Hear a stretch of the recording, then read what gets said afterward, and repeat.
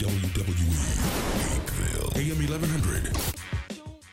The opinions expressed during the sponsored programs on this station are strictly those of the program hosts, guests, and callers and are not necessarily those of Beasley Broadcast Group, this station, its staff, other advertisers, or agencies. Yes, this is Mr. Controversy, and this is the infamous three-point conversion station. Keep it locked.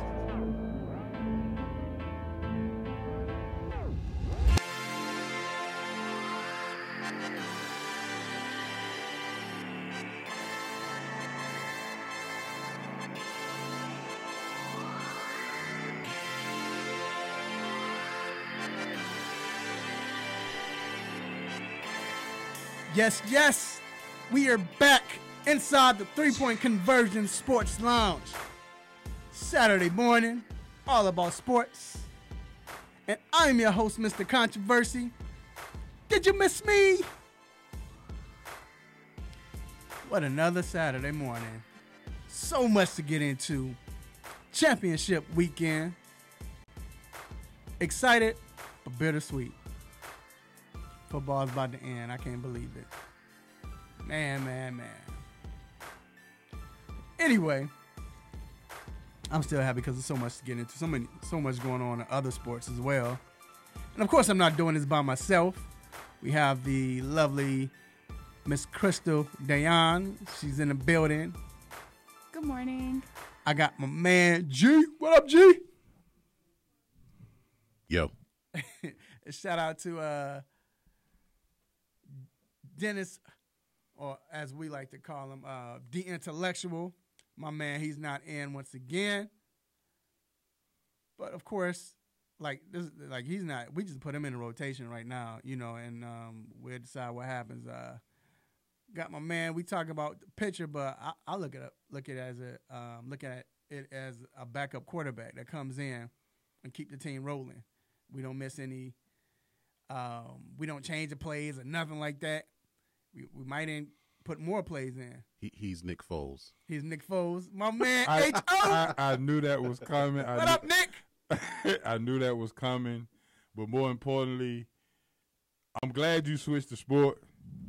I'm not the reliever anymore because I don't want to be a John Wetland. Man, we're going to get into that. I don't want to be a John Wetland. Right now, it's not good to be a closer. So I knew that was coming. So if Nick Foles has a $20 million option, I'll take that. Yeah, he probably will. I'll take that if that's what we rocking with. But what's up, Atlanta?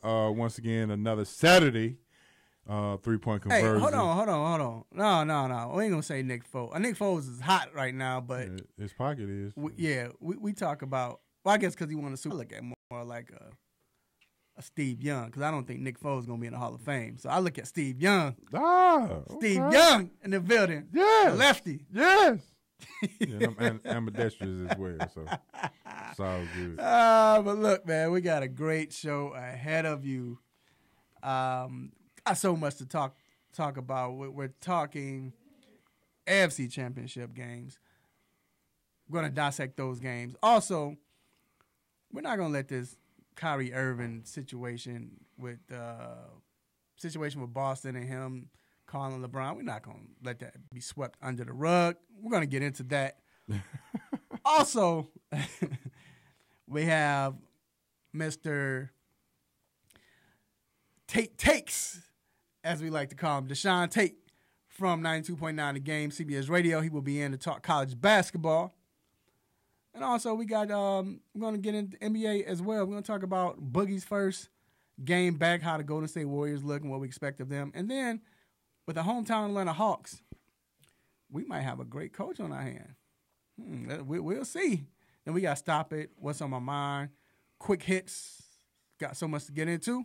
Make sure you listen to the show or call in to the show at 404-603-8770. We want your 3 cents. And also, you can listen to the show locally on 1100 AM, WWWE The Real. Also, we're on iHeartRadio, TuneIn Radio, Radio Now, and then we're live on Facebook, the 3 Point Conversion Facebook page, we're on Facebook Live. Also, we're live on YouTube. Check us out on YouTube, the 3 Point Conversion YouTube channel. We're live, so you can watch it there as well. So, it's time to get to these quick hits. Let's get it.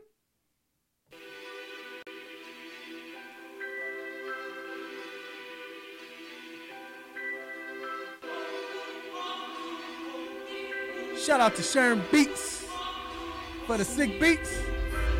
Oh, and our condolences go to Sharon Beats. He lost a family member's grandmother. So, hey, our condolences go to him and his family.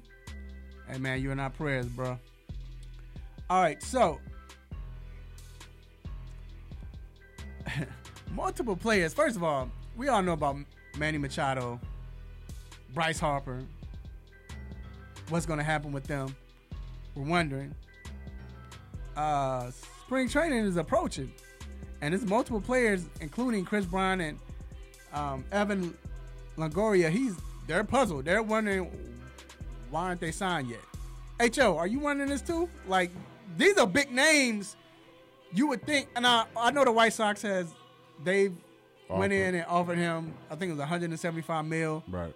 To me, it was a slap in the face, but what's going on, man? You know, a lot has been going on with baseball, and I just think with what's going on with baseball, the popularity has kind of gone down a little bit. It's trending down in many, many areas. I still support baseball and the things of that nature, but I'm thinking they're in the crossroads where they're trying to get the salary number down. Right. And I think that's the big thing.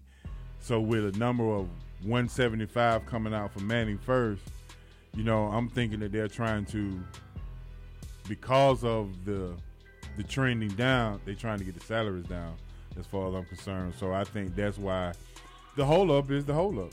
You know, I think that they're trying to negotiate because it's a domino effect. Right. Once these two sign, then it's going to affect everybody else. Right. So I think that that's what the hold-up is. I'm not sure if Stanton got $300 million, I think, and so I don't know. And I think what's my guy from the Angels? He got 2 more years left. Trout. Yeah, he got 2 more years left on his deal. So these two are gonna be the biggest plug. So I just think that they're trying to get the salary cap. Well, not salary cap, but they're trying to make the salary come down a bit. All right, yeah, we're gonna see, because I'm just wondering this is odd. 2 big names like this, probably the biggest names. Moving on. Speaking of baseball, so sad. We telling the truth and shaming the devil. We got on R. Kelly like we should have, but we need to get on this man right here. Remember a closer, and that's why H.O. said he don't want to be associated with baseball and being a closer. But John Wetland, former New York Yankee and played with so many teams, he got arrested on child sex abuse charges. And this was like swept under the rug. Nah, bruh. Right. It's sad, and I mean, it's really not too much to say about it. The pitcher that is known for being the Yankees closer before Mariano came into the fold. So that's probably his biggest connection with baseball. He was the guy before Mariano was. Mm-hmm. And then he went to Texas, I think, and he didn't do that well. Yeah. Well, yeah, after they won that World Series, Texas gave him a lot of money to be their closer. Right. And we never really heard from him again. It's up until now where he's doing the child abuse thing. So, yeah, it's crazy, man. But anyway, moving on. Talking about some hockey. I know some people want to give us a stop it, but no, this is sports. The deadline for retired NHL players to opt in on the $18.9 million lawsuit has been extended. This is crazy. It's for 318 players who would get $22,000 each. Really? And this is for the concussion lawsuit on concussions, right? You would think more that this would be more for a dental plan. As many times that they get their teeth knocked out. Right. I mean, a concussion. They have a helmet on that's you're not really. They got a bike helmet. You know, you go bike riding. Yeah. They wearing that helmet. I mean, so it's not like you're using your head in the sport. You know, you can get hit in the head with the puck, but how many times have we seen teeth, blood on the ice? Mm-hmm. I mean, this is cool, but they really fighting the wrong battle. I think they should have a better situation with my equipment. That's just crazy though. To me, 22,000 each. That's like nothing. Yeah, that's. Well, I think of the 4 major sports, or 5 if you want to include the MLS. Yeah, it would be smart in Atlanta right now. Yeah. Yeah. Okay, so of the 5 major sports. For real. I don't think the NHL's union is that strong. I mean, we've lost entire seasons with them, so it's not really a concern about. This isn't as major a concern to the teams as far as the front offices as it may be to the players. Like, this wasn't even a story. Like, I didn't even know about this story until I read about it. Like, oh, they've already settled, and that's all they get. Right. So it's not a major issue to the teams, and it's hard to get the general American public to care about hockey for the most part. So yeah, and then with the union being kind of weak, that we've lost seasons before. There've been a lot of short seasons. No doubt. This is probably the best they could do. Yep. Yeah, at least they getting something. That's. I mean, hey, applaud them for doing something. I would say that. Well, like I said, we'll see. I mean, it's sad, but moving on. What's really sad is Carmelo Anthony has been on the bench chilling. He's getting paid, but this is crazy how Houston's doing him, man. And we really don't know if this is Houston's doing or Carmelo's, but this is so similar to what happened with Keyshawn Johnson with the Bucks. Yeah, they just sent him home, and they've done it with it happened with T.O. It happened with Stephon Marbury. They just get sent home. Nick Anderson with the Magic. Yep. Just send him home. Jalen Rose with New York. What team did that? Knicks. The Knicks did that. Yep. So it's sad, but I'm surprised the Knicks didn't do this to Carmelo. I know, but he had too much power. But he is saying that he has several teams that are interested in him, and he's going to make a choice soon. Yeah, Greg Williams said he turned down 13 jobs. That's true. But I mean, you would think that Carmelo's not a cancer to the team. Like to me, last year was maybe the first time I saw Carmelo, and I was like, you know what? I mean, this year I'm saying, well, last year, his temperament, you know what I'm saying? But other than that. Real quick before you move on, just give me one word for his resume as of today. Like, look at what all he's. I mean, he's an elite scorer. I mean, that's what he is. He's an elite scorer. To me, he's an elite scorer that never had that team to back him. He's always played the team when he finally got players, when he got Chauncey. Because I think AI, to me, I don't think that was a good mix for him. Because AI wasn't that dominant player. They made AI a point guard. They went to a Western Conference Final. But that's what I was going to say. With Chauncey, but yeah. With Chauncey, they did. And that was what I was going to say. They got there. And they challenged the Lakers. You know what I'm saying? Like, it wasn't easy. So, when he moved to New York and Stoudemire gets hurt, and from there on, he's been playing with, no disrespect to anyone else, but he's been playing with bums. So, I mean, but he might have some in the tank. I mean, he was scoring. He can score still. He can shoot. I just think he's been in the wrong system. It's hard to find a team that he would fit with because of his style of play. Right. Like, you're not expecting him to change. This is 16th year. He's Yeah, not going to change how he plays. He's not a guy that's, let me sit at the top of the key and I'm going to shoot three-pointers. It's not Carmelo's game. Right. Carmelo, let me face you. I don't think he has the speed in the world, but I can back you up. I mean, It's not 2003. or this is not 2000. Put it like this: it's a lot of teams that need some scoring off the bench or whatever, and they can get that. But the thing about it is how he does it. Like he's a ball stopper, and that's been the thing. Well, I think this might humble him. Hadn't done it yet. Ball stopper Joe Johnson. You see where he at? Yeah, back in Arkansas. But we'll see. Moving on. Shout out to Muhammad Ali. The Louisville Regional Airport has renamed the airport after Muhammad Ali. So, ain't too much to say about that. Much love to Mr. Ali. Congrats. Now, Scottie Pippen came out and said that Zion Williamson should shut it down for the rest of the college season for the NBA. Quickly, H.O., do you agree? Is Scottie out of his mind, or are you feeling what he's saying? Selfishly, no, I'm not feeling what he's saying because he played for Duke. But more than anything, he is what college basketball needs right now. I mean, because the run that they've been on with all these one and dones and things of that nature is not a great draft this year. And who else are you going to ride with for the season? Everybody is tuning in to see Zion. Mm-hmm. If that goes away, then college basketball goes down. So I mean, he has to play.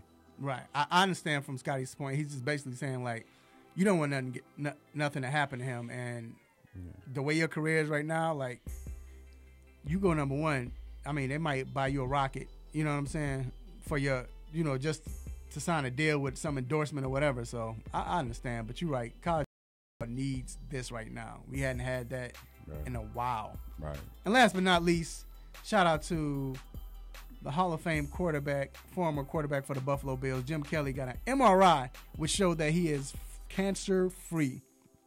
So that's great. It's good to hear. It's a good guy. All right, we're going to take a quick break, and we will be right back with the hot topic.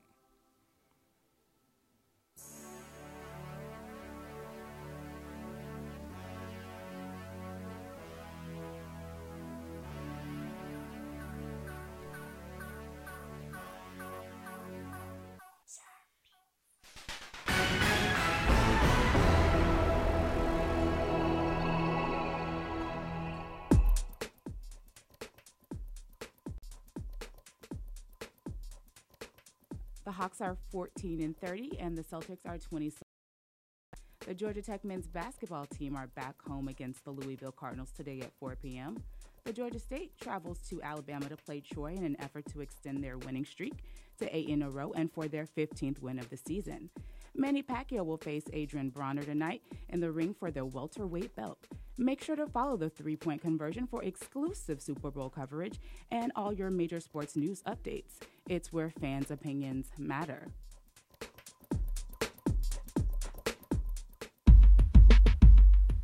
Have you been looking for a radio station that gives you sports? I don't believe it! It's a touchdown! Entertainment? Are you not entertained? And other special interest talk shows? Well, isn't that special? All on one app? Yo, that's dope. What app is that? It's the Real 1100 AM app for WWE. Grab it for free in your Google Play or Apple App Store today.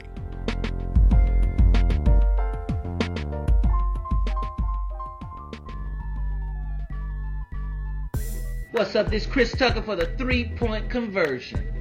Let's go. Let's go. Let's go. Let's go. Let's go. Let's go.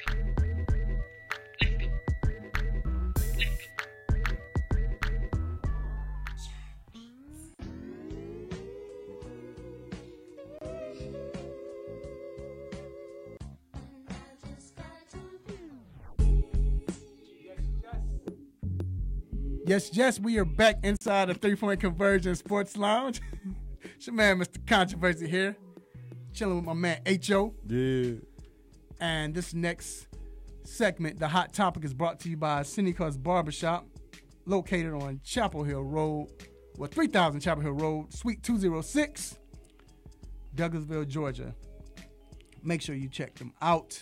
Great barbershop. Great place to get your hair cut. Great place to just hang around. You know how it is with fellas sometimes. Just want to get away from the wife or the home or whatever it is and just talk mess, laugh, have fun. It's the perfect place. Make sure you check out Dwayne Chambers. You go all the way down to the left, the last barber on your left, Mr. Dwayne Chambers, and you can follow him on Instagram at Simha the Barber. That's SIMHATHEBARBER. Now, it is Hot Topic time, and G, do you have a clip?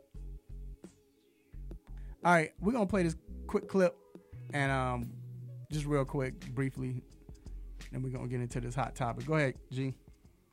I've been there in the championship, I've tasted it, but I can't expect that they're gonna get it right away either. So it was a big deal for me because I had to call Bron, and tell him, like, I apologize for being that young player that wanted to everything at his fingertips, and I wanted everything to be at, my threshold. I wanted to be the guy that led us to championship. I wanted to be the leader. I wanted to be all that, and the responsibility of being the best player in the world and leading a team is something that's not meant for many people. That was Mr. Kyrie Irving.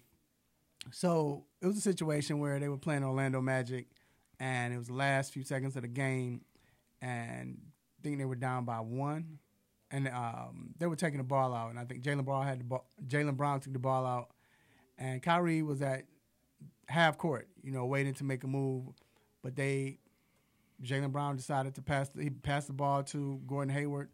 Hayward took a corner three-pointer attempt, which missed, and Kyrie had this like, yo, what's going on? Like, what are y'all doing?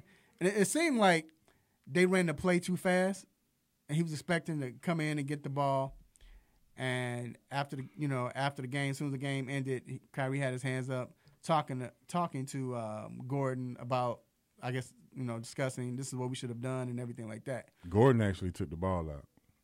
I thought Gordon took the shot. It's like Gordon took the shot. Tatum took the shot. Tatum took the shot. Okay. Gordon. They look alike. So Tatum took the shot. Yeah. They both. Gordon went too fast. My bad. Yeah, Gordon passed it out. He went Tatum. too fast right. Based on what the announcer said. I think he was they was a little impatient. They cleared it out, but he went to Jason in the corner. But Kyrie was at the top of the key, and he was supposed to get the ball there. So that's how they went down. So with him saying that, he called LeBron, and he apologized. First of all, when you hear that, what is your first thought? That I respect the process of what being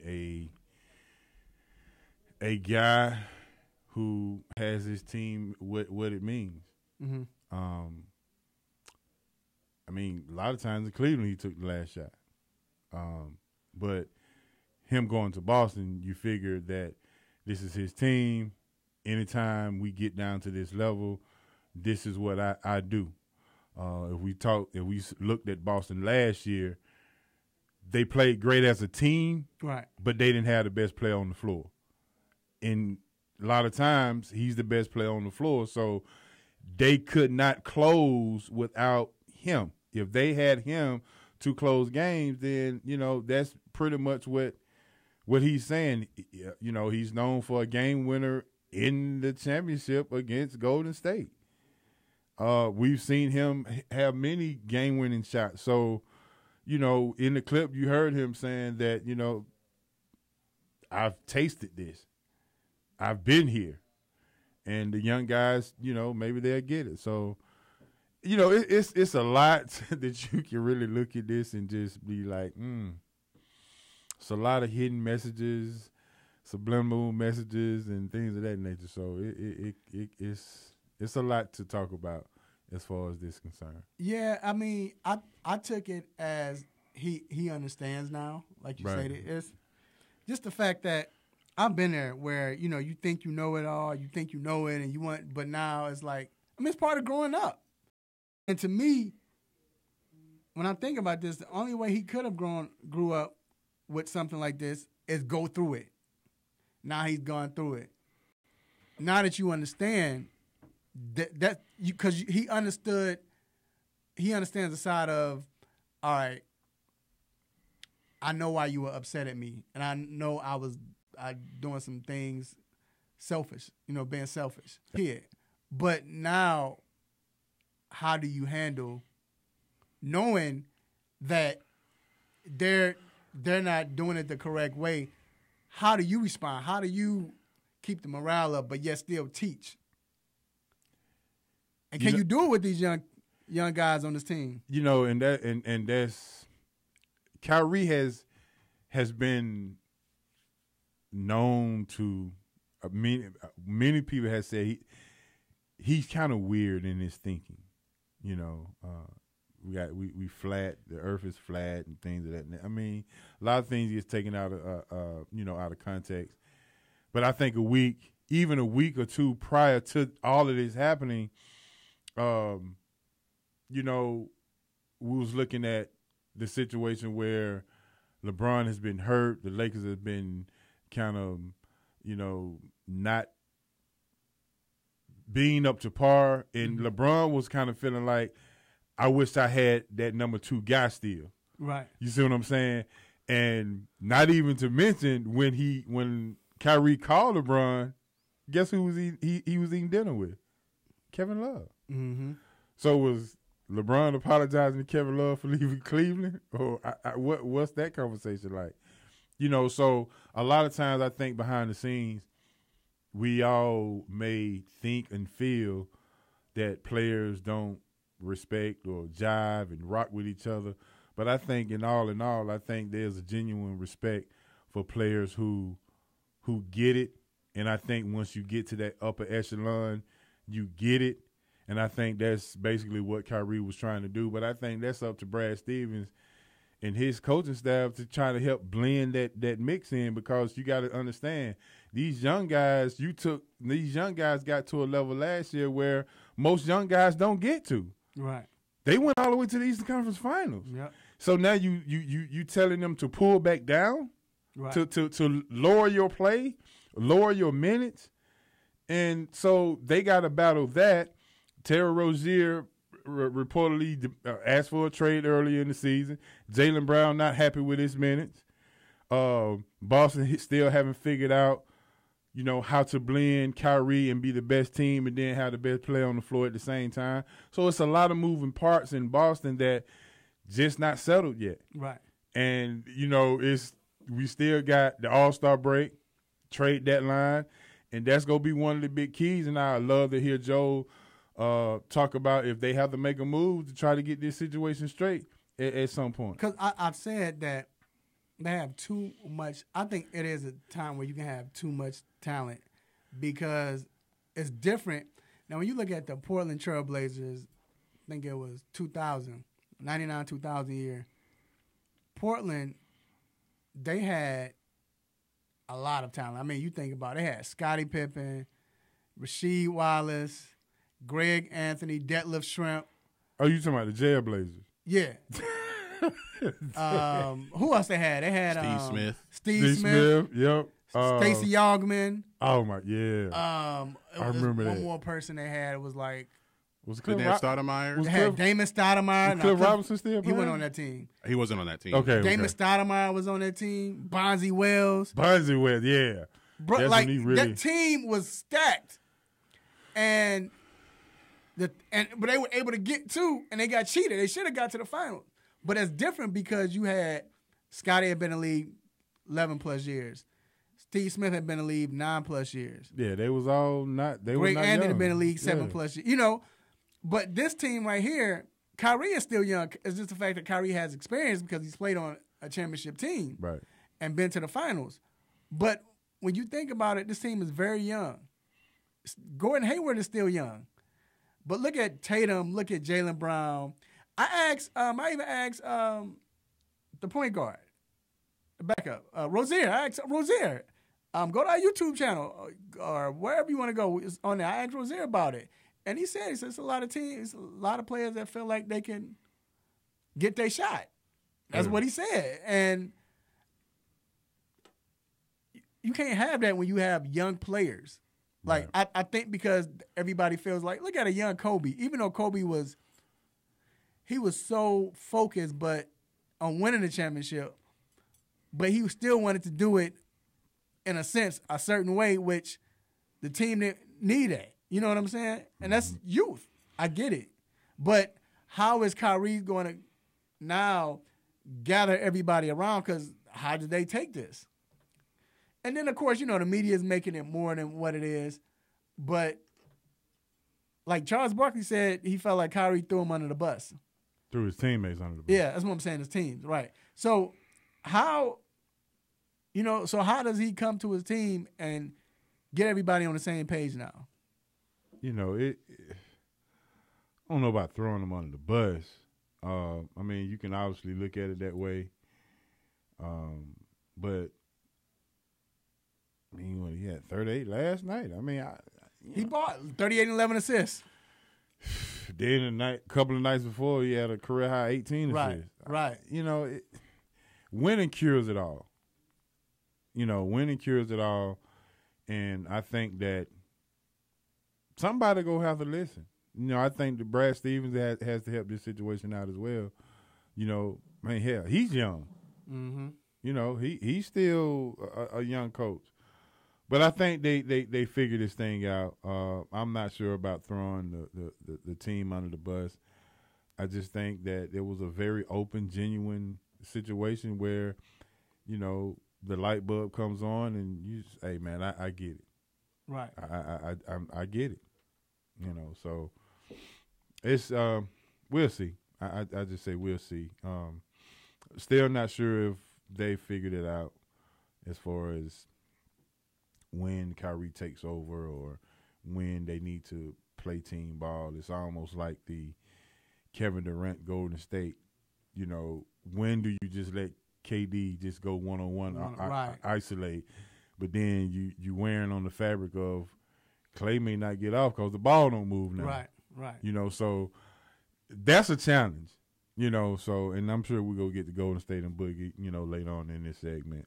Later on, in the show. Yeah, I just like I said, I wonder what happens. They come to Atlanta tonight. They're playing the Hawks tonight. Right. The 3-point conversion will be there with the coverage. So we'll see. Hopefully we get some great sound bites. Yeah, let's look out for body language. Let's look for body language and how they interact. Right, that's off the thing. Off the to floor. Me, the person I think that's suffering the most from this is Jaylen Brown. Because you saw what he did last year and in the beginning and how he was taking off. And then Tatum just – and I think he was okay with Tatum. If it, I'm getting my playing time. But I think now that Gordon's came back and Gordon still hadn't showed us. Yeah, one great game. Yeah. I think, 38. So it's kind of like I feel for him, man. I understand how you feel. And the thing, Jaylen is a year older than Jason, but when Jason came as a rookie, he kind of outshined a second-year Jaylen. Yeah. Then Gordon comes in after being hurt, and Jaylen still has to come off the bench at the start of the season. Hey, just put it like this.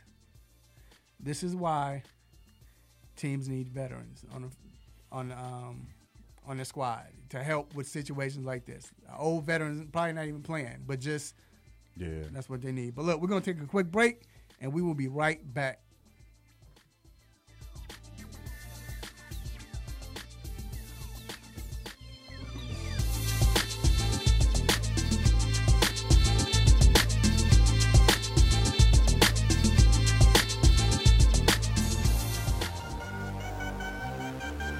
Three-point conversion, Kevin Huerter with the Atlanta Hawks.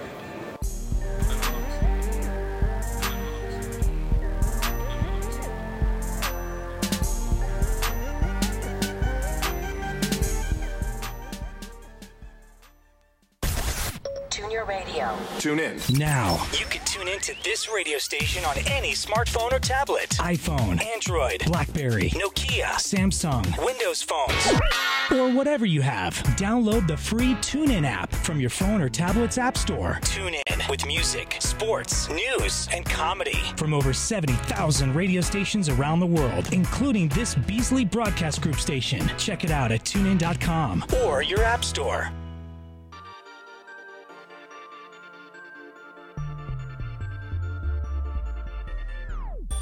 Yo, this is Jalen Adams of the Atlanta Hawks, and you're listening to the 3-point conversion. Yeah.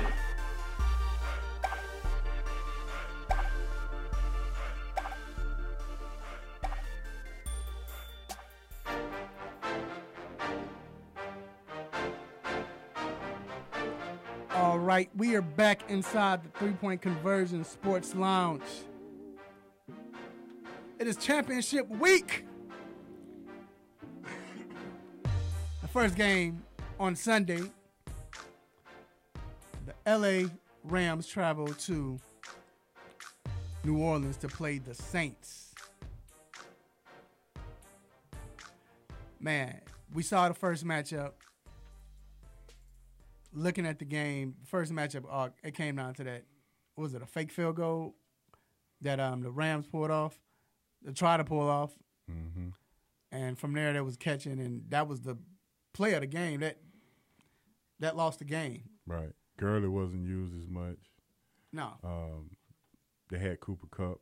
Yep. They did not have C.J. Anderson, so maybe, because I think they reverted as a game plan for the Rams last week. They reverted to we going to run the ball, right? Because Cooper Kupp, our guy, isn't available, and only have Robert Woods and Brandon Cooks, right? Running seam routes or maybe post routes or whatever the case may be. So they kept the ball on the ground, kind of kept it out of the Cowboys' hands, getting first downs after first down. So the 1-2 punch of C.J. Anderson and Todd Gurley worked for them. The issue this week is the Saints has the number one rushing defense in the league. But we don't know how does a two-headed monster work, because C.J. Anderson is like a bowling ball. Yeah. He bruising. So if he's bruising and then you get Todd Gurley to come and maybe a counter player here or there or a stretch play, then he may pop. And it's funny how this has always been where when I look at running backs, the way Todd Gurley clearly is a better running back than C.J. Anderson. Right. But the styles and how it fits certain schemes, look at how C.J. hits the hole. Mm-hmm. Because he's played in this zone read system, Right, in Denver. And the way he's hitting the hole perfectly. You know what I'm saying? Like, right. And Gurley is more smooth with it. He still hits it, but he's smooth. CJ, like, I don't have time to waste. Let me get in. Bruising. Hit somebody. Yeah. And after a while, the linebackers and safeties, they get tired. Throughout the game, they get tired. And they don't want to take that bruising because they know they got to chase this wide receiver. Yeah. And it's almost mirror images. You look at New Orleans on the other side, Mark Ingram is their bruiser. Mm-hmm. Then you coming back with Kamara. It's almost like the same thing with the Rams. You got C.J. Anderson with the bruiser. Then you coming back with Todd Gurley. The only other thing is Michael Thomas is their only receiver that Breeze really go to. Right. At least on the other side, you got Robert Woods and Brandon Cooks. So it's like the Rams may have more weapons, but Breeze has more experience. Mm-hmm. So it's like, so what do you take?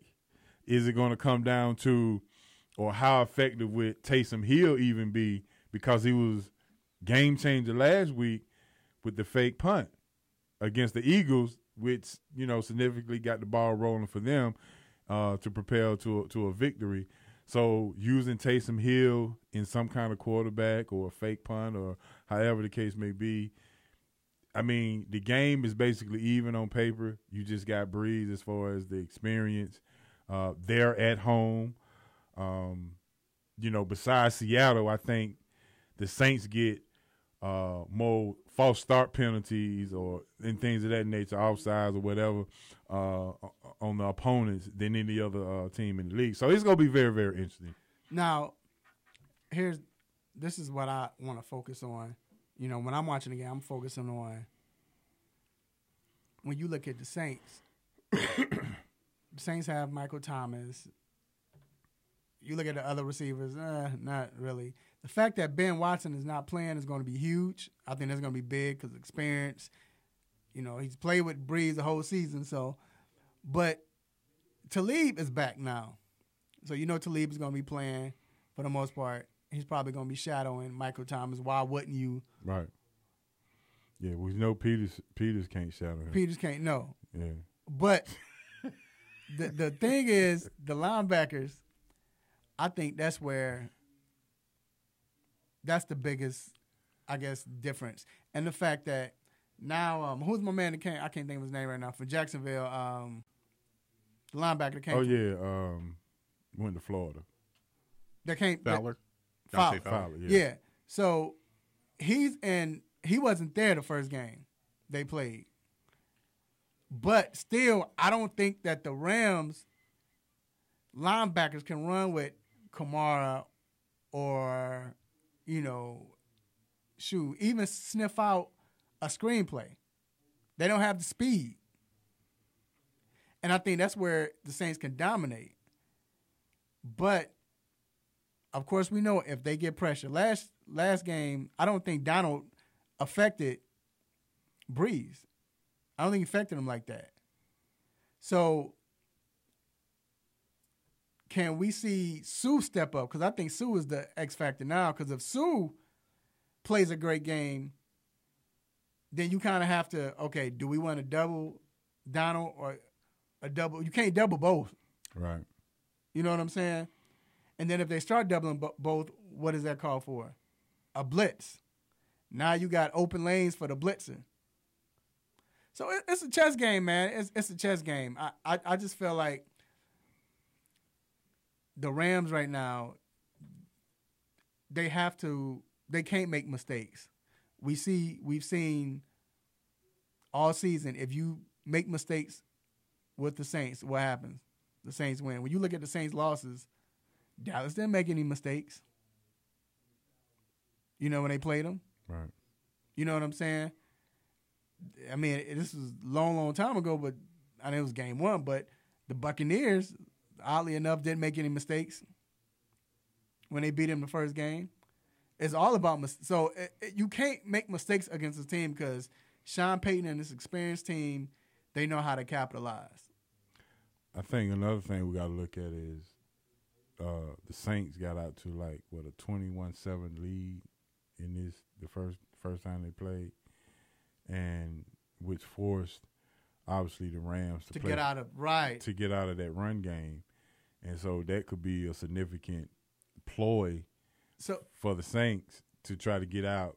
So do you say if the Rams get the ball, they don't defer this time? You want to get the ball and score? Yeah. You gotta stay ahead. They gotta score points, and they have to get Todd Gurley involved early, right? Because if he's effective, that makes Goff effective. Because a lot of what they do is they do actually do a lot of play action. Mm-hmm. So you need the Saints worried about Gurley, and Goff will be able to make good plays. And Goff missing some players too.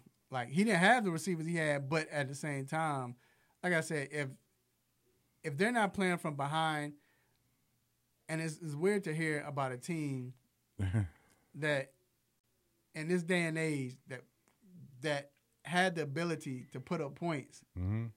but they play a slow grinding type of, I think it's like 60%, 65% or something like that. Goff is behind the center. He's not shotgun where, everybody else, you shotgun. But see, and I'm glad you brought that up, but to G's point, when you get on the center, the play action is more effective. Right, it is. You know what I'm saying? But you got to run that ball, though. That's the thing. Yeah, that's the thing. So you're right. But even when looking at these highlights, and if you're on 3-point conversion, watching the show, looking at the highlights, Gurley, I mean, he was gassing them in the beginning. They just got behind. They got behind. That stupid play. Yeah, they just got behind. That stupid play. How effective you think that the field goal kicking is going to kind of come into play? I mean, both kickers can kick. I don't think that's it. I think more of who makes that turnover first. Because with these two teams, like we know the Saints, they get rolling. But with the Rams, when they get rolling, like we said, it's methodical. They just driving down the field, taking the time off. Their defense is resting. Right. And then how does and I guess this is a point too.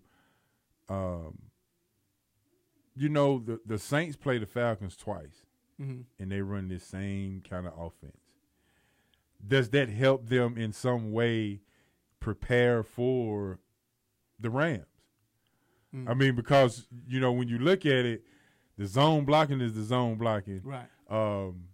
And they've been in shootouts with Atlanta, and they really hadn't stopped Atlanta. They just, you know, end up with the ball last. Right. So either it says that it's still going to be a shootout because we probably can't stop the Rams, or I've had so much film that I'm going to try a different wrinkle to see if I can stop them. But this I think Dennis Allen, the defense coordinator for the Saints, right? Yeah, right. So he has to come up with a plan. But this is why you pick up a former head coach, a known legend as far as defensive coach, and Wade Phillips. Right. Wade, you have to do your thing in this game, man. Your game plan has to work because it hadn't. Right. So we have to see some type of wrinkle, which usually happens in the playoffs anyway. Exactly. But it has to happen. Yeah, something that they hadn't seen, something they're not used to. Right. You know, that's why I say maybe blitz. You got to, because think about it. With Breeze, we know he's very precise with his passing and he's accurate. But the fact that he's if he gets pressure, he can make a mistake. And we know with Talib, with Peters, there's some ball hawking. Even my guy, number 20, I can't think of his last name right now. But Joyner, they're all ball hawks. So if you blitz, that's why I say Sue has to play well, because if Sue is playing well or if Donald is getting pressure, either or. But if Sue is playing well, you're already doubling Donald, and you're trying to double Sue. Then you have free lanes to blitz. Right. I think their best choice is to try to take Michael Thompson out of the game. And Eli Apple, did he play the first time that they played? No. I don't think he know. did. But I think that could be an advantage. Oh, yeah. For, the Saints. Rams. You mean the Rams? No, Eli Apple with the Saints. Right. Oh, you said it's a... Yeah, I'm saying... Because he gonna bust the coverage. You know I hear you. Yeah. Right. All right, so we go... I don't know. I don't think he's that bad. So we're going to wrap that up. We're going to take a quick break. We're going to be back to talk AFC Championship. The legend versus the pupil. We'll be right back.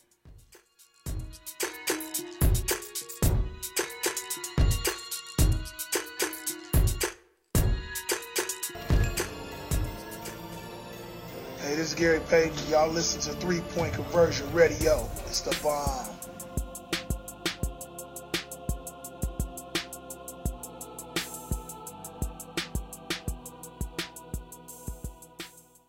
There's a lot going on in the world, and your world is always changing. That's why it's important to stay connected.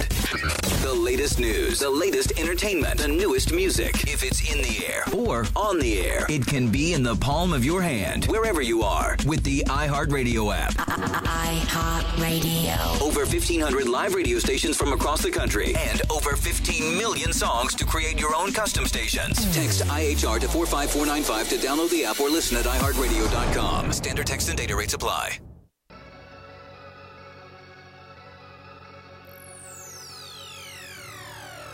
Ladies and gentlemen, this is Cat Williams, and you are listening to 3 Point Conversion Radio.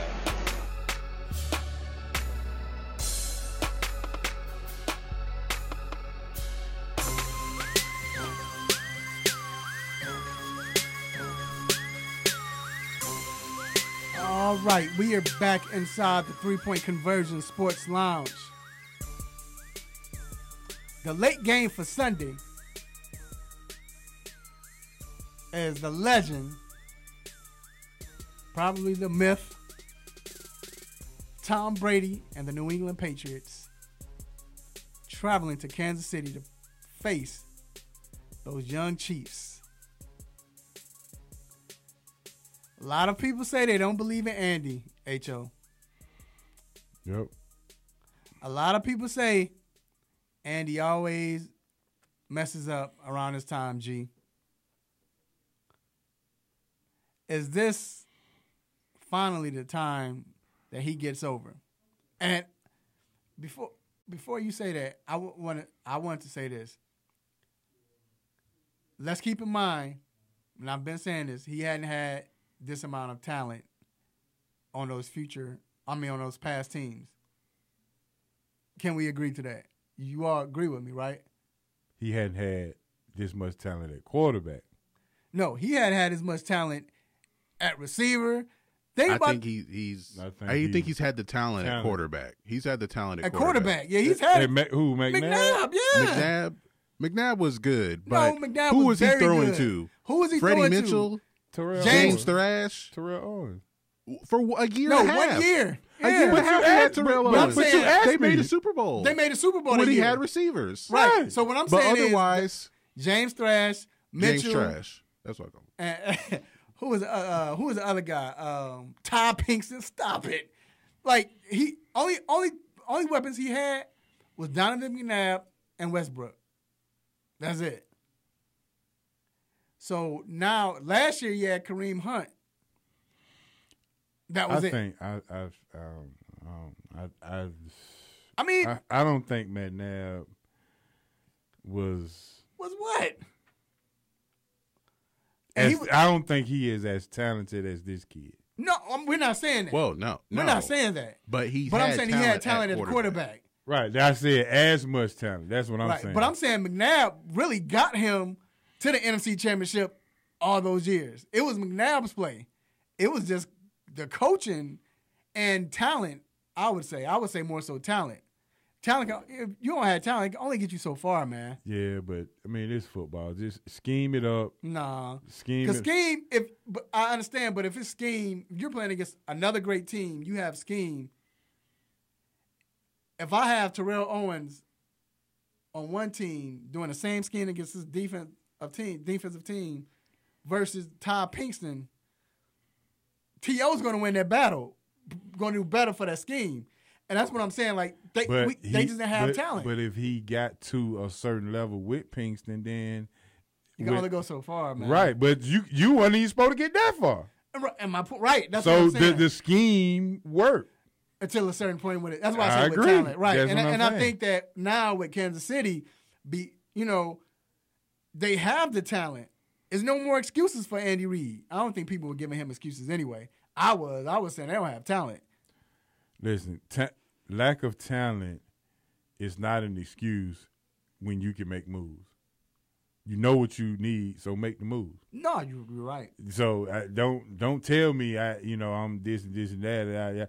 It's like, well, I'm not happy in this relationship. Well, why you still there? Right. I mean, let's make a move. I think this is just like Phillip Rivers last week. This is your signature moment. You've never beaten Tom Brady. We know that you're gonna probably be a first ballot Hall of Famer. Mm-hmm. But can we say you have a signature win any part of your career? This was his opportunity. This week, Andy Reid, is your turn. You have to give me a signature win. You're at home. You have a quarterback that have thrown 50 touchdowns. You have elite talent even without Kareem Hunt on the team. This is the signature moment that you have to come through and be to eliminate all these naysayers that says that you, my friend, can only get a team so far because for whatever reason. And now with Andy Reid, we say he has a talent. This is his chance. But now he has to go against the evil genius. Yeah. And we saw the last game they played, the score was like 49-43, something like that. 43-40. Yeah, and Brady threw for 340. Sony Michel rushed for 106, 2 touchdowns. Gronk had 97 yards and 3 receptions. Now, we all thought that the Colts were this team that said, okay, this is another, Colts look good. They might go up to Kansas City and beat them. I didn't think that, but a lot of people thought that. Colts offense looked pretty good until they played Kansas City. Right. Do you think Kansas City has a chance to slow down the Patriots? Now, they saying Eric Berry is on his way, like he's on schedule to play. What's there that they have to slow down? What are the Chiefs trying to? Run game. James White. Run game, James White. Okay, so they have to worry about someone covering James White out of the backfield. Right. Quick passes to James White out of the backfield. And that's probably going to be like one of the 5 plays the Patriots will run. They can't do you think they'll be because I think we talked about as obvious as they were against the Chargers. Right. James White is the game. We're going to throw the ball to him. Right. When Sony Michel's in the game, we're going to run the ball. Right. Right. And that's the thing. I think they can't allow Sony to gas them.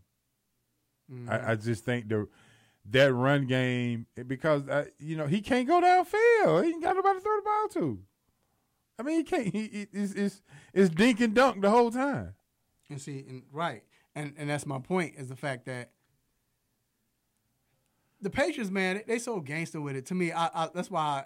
You hate them, but you have to love them, because it don't matter who they have, they find a way to move the ball down the field. It almost seems like the worse the talent is, the more they score. You know what I'm saying? Like, how in the world did they just? And that's where it's scheming. But that's where you have players that played. Now, trust me. But it's not like Patriots have horrible players. Dave had some fixed eggs and rice. Right. Going to the Super Bowl. Right. But Eagles that team was, them wide receivers was horrible. I probably would put Crystal over Todd Pinkston. I would let her play. Bro, they won a Super Bowl with Troy Brown. And David Patton. Yes. But Troy Brown went bad like that. Oh, come on, bro. Troy Brown. At one point, Troy Brown was in New England. When he left New England, what happened? Man, he was 108 years old. Like I said, when he left New England, what happened? He had to end up coming back. No, you talking about Deion Branch. Well, him too. Yeah, Deion Branch might not have been that good. Oh, Troy Brown wasn't good either. Troy Brown was very respectable when he just had to. They had to put him at safety. Yeah, because he was returning kicks. He was doing kickoffs. He was doing everything, yeah. He was punting, serving Gatorade. Is he talented, though, or was he just in a good scheme? Let's be real. I think he's talented. He was a kick returner, getting touchdowns. I'm just saying, but either or, but the whole point is, like you're saying, they scheme better than Andy Reid. Yeah. That's all it's been. And you have the talent. Mahomes threw for 352, 4 touchdowns against the Patriots the last game. Now, he did have 2 interceptions. Mm-hmm. If he didn't throw those picks, the Chiefs probably win the game. Right. Kareem Hunt, 8 yards a carry. Mm-hmm. He rushed for 80 yards, 10 attempts. He didn't have any touchdowns. Will Damian Williams be able to carry some production into this game that could give them a solid running game to allow Cheetah and Kelsey, Sammy Watkins, and all them to really get off? Yeah, that's what it comes down to. But again, I think the Patriots on the other end, they have to run the ball. I would run it, slow it down. Yeah. But if some way, somehow, KC can slow them down, then, it's funny because the Patriots, their whole game plan is let's take time off the clock. Whether it's running the ball, right, dunking it to White, dunking it to Edelman, right. He'll go deep he'll get you, but that's what it is. So if KC can stop him from that, can we at least talk about the weather? The weather wasn't a factor last time. Right. The weather forecast stands for 16 degrees. They're right at game time, feeling like 5 below or something crazy. So the weather could play a part. But on who though? Because New England used to play. That's the thing. And the funny thing is, both teams play in this type of weather. I mean, right. It may force them both to run the ball more. Is Tom Brady's deflated ball going to be more heavier? Then that has a. All right, so we're gonna take a quick break. You outside. We'll be right back with the Stop It segment. Stop it.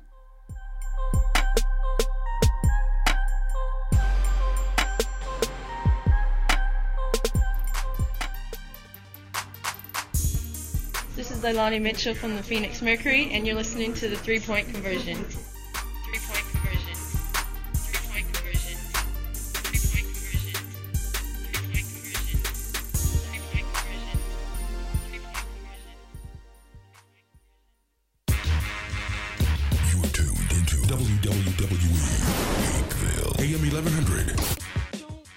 The opinions expressed during the sponsored programs on this station are strictly those of the program hosts, guests, and callers and are not necessarily those of Beasley Broadcast Group, this station, its staff, other advertisers, or agencies. What's going on, folks? It's LA and Eric from Brownstown, USA podcast on the 3-Point Conversion. You know, LA, these guys may have the smarts on a national level, but I think we can take them when it comes to the 216. Man, stop it. You're on Garbage Watch. Anyway, check us out weekly for updates, news, stories, and opinions you can count on about football from the heartland of America, the Cleveland Browns. Only on the 3-Point Conversion. Now let's throw it back to the Sports Lounge now!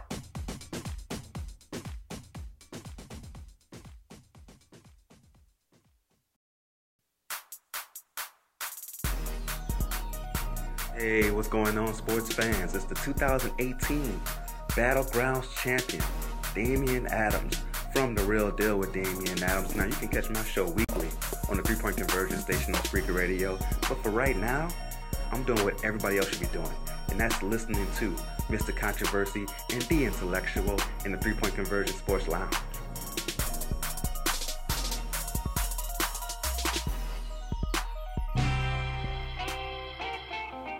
No mercy. Don't let up on him. Go hard on him, Mr. Controversy. Hit him with the stop it button.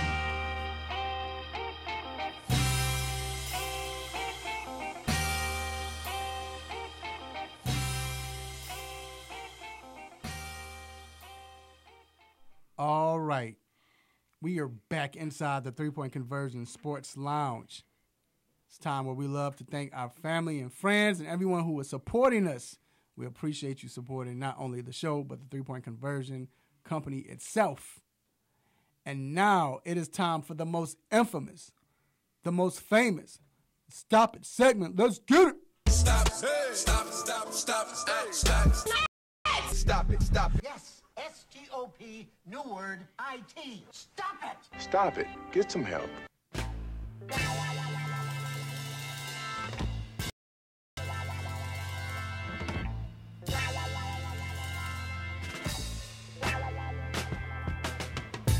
All right, H.O., it's on you. All right, my stop it this week goes out to no other than the Dallas Cowboys for firing Scott Linehan in this part of the year when all of the coaches have been snatched up, and now you're still in the same position of you're going to have to pick the barrel of the bottom as far as offense.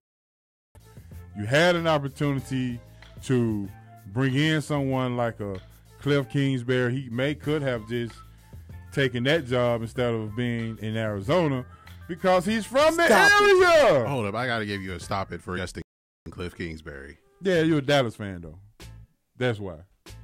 Why Cliff Kingsbury shouldn't have been hired in Arizona. I agree with that. Why would Dallas hire to be their offensive coordinator?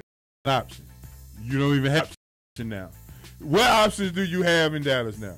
Only Arizona. they weren't looking at Cliff Kingsbury as an option. Offensive coordinator. Who's out there? It's bad timing. Dallas does it again. Maybe if Jerry wasn't being at the auction trying to buy this yacht, he could have tended his business in Dallas and got rid of Scott Lanahan at the end of the season, where you have options to pick an offensive coordinator. This just means Jason Garrett's going to be the offensive coordinator. So I expect Dallas to take a step back next year. All right. My stop it goes to, and this is, I mean, it's not a two-part stop it, but it's so many stop it's within this stop it moment I have. First, so basically what it is Shaquille O'Neal came on TV and said that he wants to run for sheriff in Henry County. I think he says he's going to wait till like 2024? 2024. Something like that. And what Henry County? In Georgia. In Georgia. Stop it. Stop it. Stop it. Now, most of y'all probably don't know about Henry County. This is the last county he's probably going to get any type of job like that. But does he even, why does he think he's a sheriff? Like, he's been, everyone who's ever watched him play or see what he does off the court, he's been obsessed kind of with being a police officer, with being a cop. Like when he was playing for the Heat, he was volunteering with the sheriff's department in Dade County or Broward County, one of those. I think he's done stuff with the FBI. Yep. Like, he even thought, I think there was something about him being an undercover cop, which is just impossible. That's stop it in itself. Yeah, like I mean, I don't get. But he's always been interested in law enforcement, and I don't know where it comes from, really. Maybe he watched a lot of Columbo as a kid. I'm not really sure. This is my man. See him put on that raincoat. See how I don't know. I just don't get it, man. He's certified, I think, in Miami. Yeah. Why? I don't know. That's what I don't understand. Like, oh, not why he likes it, but why is he certified? But go ahead. I just had I had a quick stop it to football in general with the job creation. I believe there was someone who was the game management, clock management coordinator for the Falcons. Flood. Yeah. How is that a job? Like, your job is to make sure, like, to look at how much time is left on the clock. And when we should use our timeouts or use challenges. Like, there's one person and that is their job. Well, the third down scenarios, when to go for two. I thought there was like a sheet for when to go for two. Well, obviously, I don't know. That was something somebody made up. Someone got paid hundreds of thousands of dollars. Exactly. The ratio between if we can go for it on fourth down from this. I mean, it's the 2-minute drill before the half, that kind of stuff. I mean, that's a set of plays. That should be an offensive coordinator job. Right. But this guy has a job or had a job because I think he went to Alabama or something. He's at Alabama. So to make sure, like, okay, we have this much time left on the clock. Coach, do you want to use a timeout now? Right. Because if we don't use it, then we'll have this much time left. Right. Well, it's that the job is open now. The head coach has too much to deal with. He can't do simple math. I don't know, man. Been an issue. That's crazy. Been an issue. All right, we're gonna take a quick break. We'll be right back.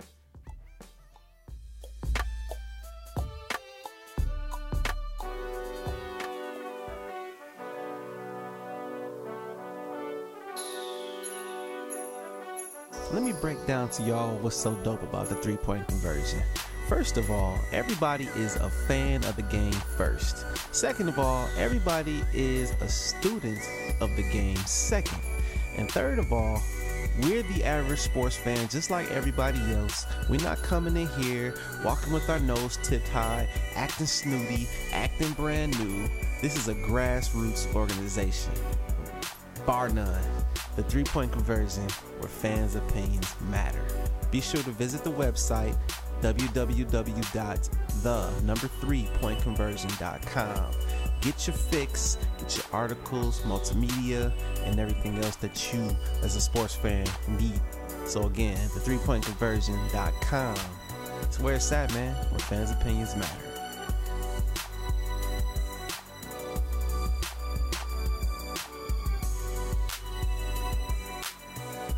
There's a lot going on in the world, and your world is always changing. That's why it's important to stay connected.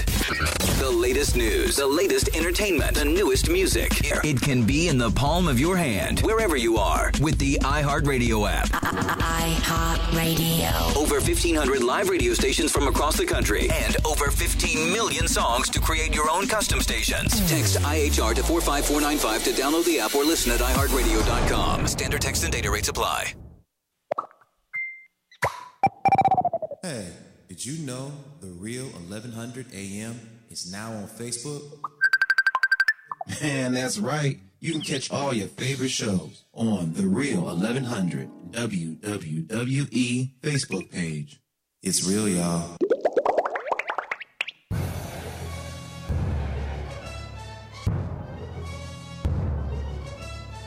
Whether it's quick hits, what's on my mind, the infamous Stop It segment, you got to be there every Saturday morning on the 3-Point Conversion station for the 3-Point Conversion Sports Lounge hosted by Mr. Controversy. Get him!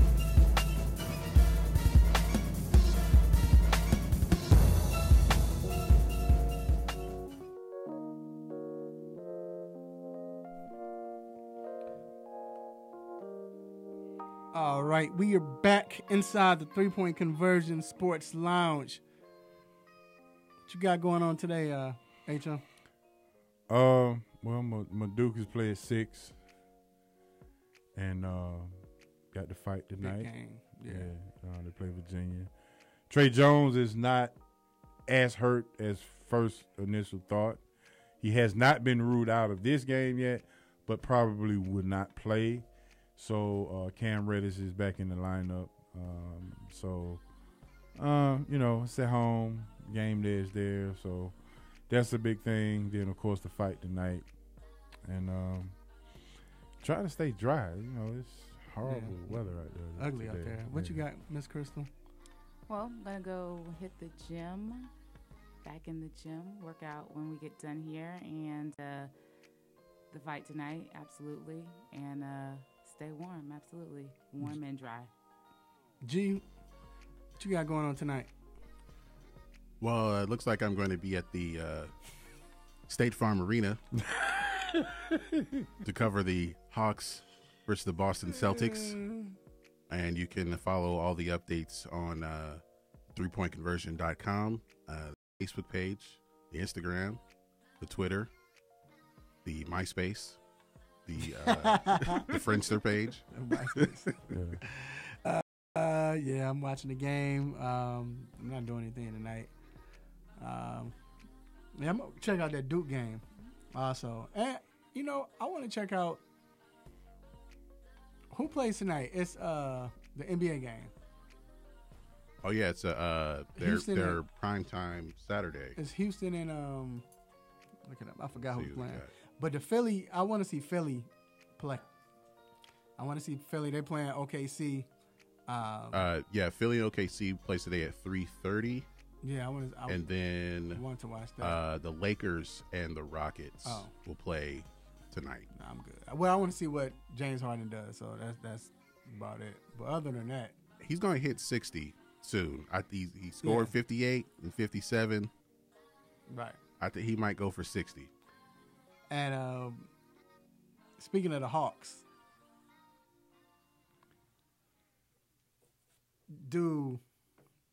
what are y'all thoughts on, because they're winning, and I made a joke, and I really don't think that the Hawks are We know they're not tanking. You know, everybody want to say they're tanking. We know that, but it's just a simple fact that when you look at the Hawks, they're winning, man, and they're playing tough, even with people out. And I made a joke. I was saying, because at one point, and shout out to my man Jalen Adams, because Jaden Adams did a drop for us. Right. Jalen Adams, they put Jalen Adams, they put Daniel Hamilton, they had put Alex Lynn. It was like a weird lineup. And everybody's like, what are they doing? Why are they putting this lineup in? And I remember looked over and told the young lady, I was like, well, they probably called Coach Lloyd Pearson, was like, bro, you doing too much winning. I don't know what you're trying to do. We're trying, and I made a joke, but of course they end up beating OKC, beat them badly too. Put up 142 on the best defense in the league. So, do you think that Coach Pierce was the biggest acquisition this offseason for the Hawks? I think you can argue that point. Because no one knew what to expect, so you really didn't have anything to go on. And obviously I talked about expectation last week. But to be able to rebuild with a guy that's fresh like him, to take this young team, we talking about young, very young team, and to put up the type of numbers, like they put up 142 on the best defense in the league. I mean, this young team. I mean, I don't know if most people can name outside of the starters any other players on the team from anywhere else. Right? Yeah. I mean, you're right. And shout out to DeAndre Bembry, man. He's making the most of his opportunity while Prince is hurt. Kevin Huerter obviously has been a big surprise. Trey is still giving you 17 and 7. I don't know what else to say. John Collins is, if not an all-star, he at the door and somebody coming to the door because he just rung the doorbell. Yeah, and I've been watching him in practice and even before the game shooting around. He's working on that mid-range jumper. Like that's what he's been doing. Yeah. You'll see him shooting that jumper. Yeah, I said a statement about a month ago. We were talking about the Hawks, and I remember saying a statement that if Atlanta,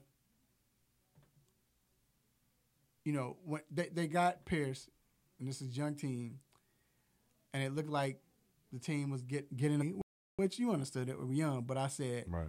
If Coach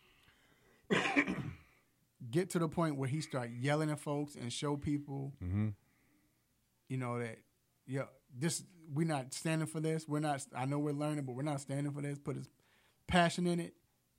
I said I think the Hawks might be able to go somewhere, and it'll wake them up. Right. You started to see him do that the last 2 or 3 weeks, and he's getting results. And I think at first, because he's a first-time head coach, that's not his temperament. Mm-hmm. So he didn't know how to approach the team. He's always positive. But, man, it just shows you that if – it's like the kids, Trae Young and all them. It takes time, man. And once you start figuring it out, because he has good philosophy. Got to be patient. Very patient. Got to be patient. And you know how you get those teams that preach defense, the coaches talk defense, but there's not a bone in you that think about defense. Right.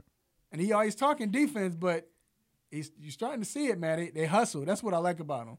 And I was nervous because when Bud was there, remember how Bud would come in? Like last year, they were horrible, but those teams played hard for Bud. Schroeder was diving on the floor. They were playing hard. And I wondered if we would get the same results in Atlanta now. But kudos to the coach.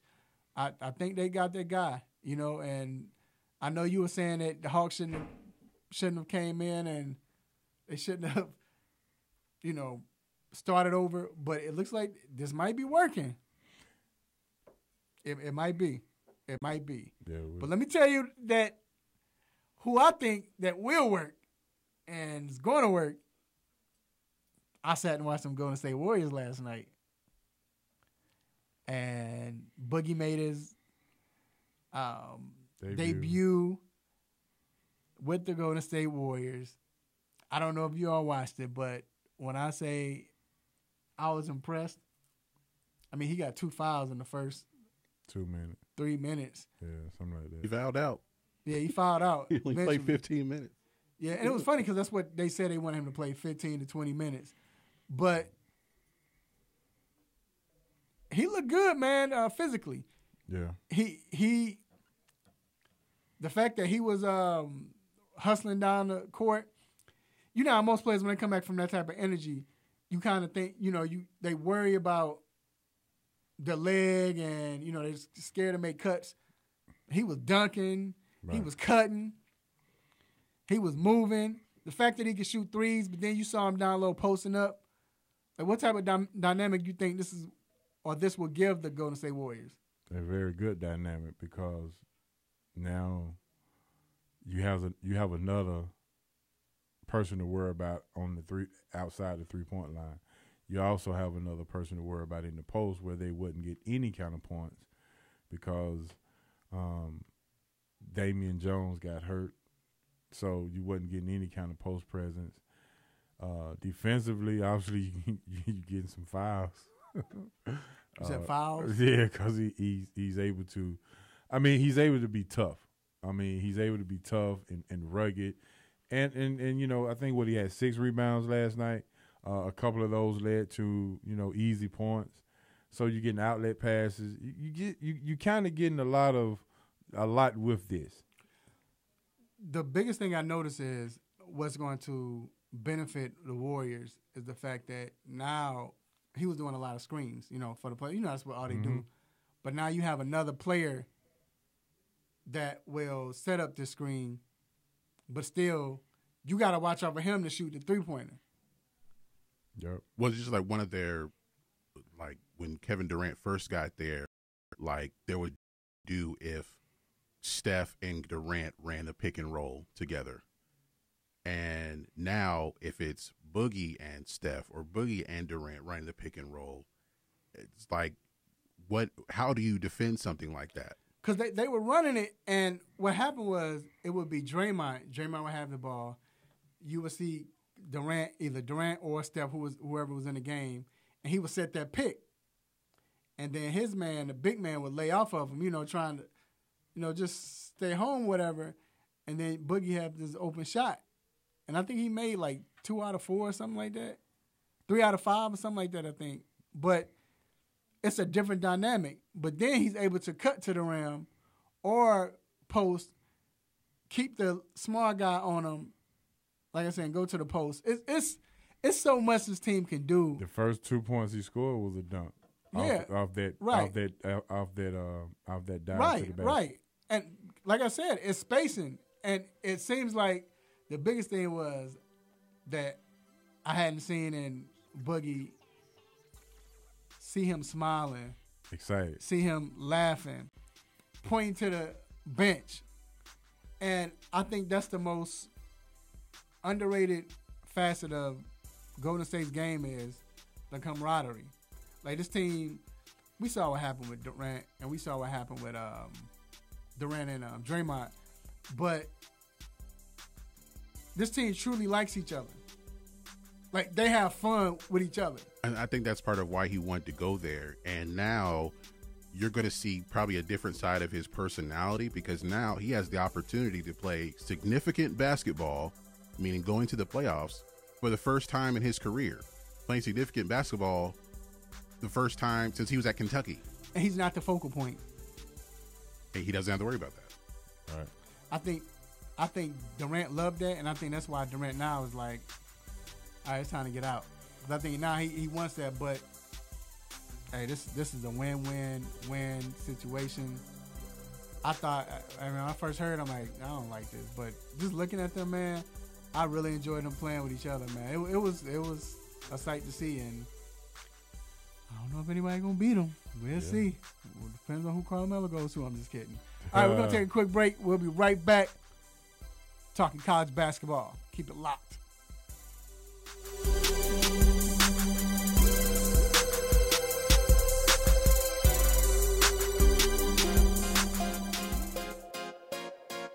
What's up, y'all? It's your boy Kent Bazemore from the Atlanta Hawks. You're now listening to 3 Point Conversion.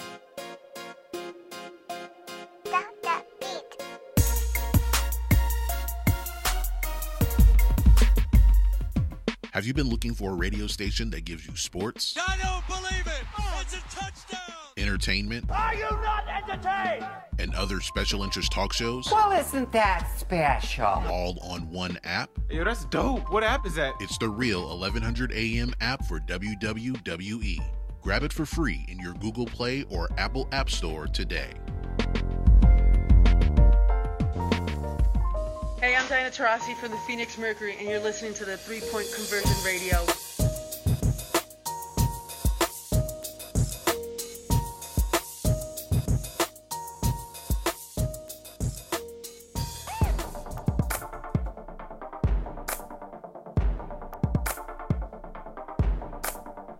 All right, we are back inside the 3 Point Conversion Sports Lounge. All right, and it's time to talk some college basketball. We have somebody on the line that, man, we hadn't talked to in a long time. But college basketball is back, baby. My man, the one who knows basketball, college basketball that is. He knows basketball, period. From Takes, my man Deshaun Tate from 92.9 The Game, CBS Radio. What's going on, Deshaun? Man, good morning. Appreciate you guys for having me on. Man, I don't know why you brought me on here. I don't know nothing about none of that college basketball stuff. What is college basketball? Like, I thought in this market we only pay attention to football, man. That what I call that football stuff. What up? What up, Tate? Hey. What up? Hey, man. This has been an interesting year for college basketball. I mean, you finally have that excitement that I know you find excitement all the time, but just for the casual fan, it's excitement. You know, Duke is big time again, which you gotta have a lot of Duke haters. You know, and then you got different teams coming on, especially a team like this team in the South, SEC, Tennessee Vols. Man, are they really? Like, because they're ranked 30, 15-1, but why should we believe this team is good? Like, are they really that good? Why should we believe that Tennessee is a number 3 ranked team?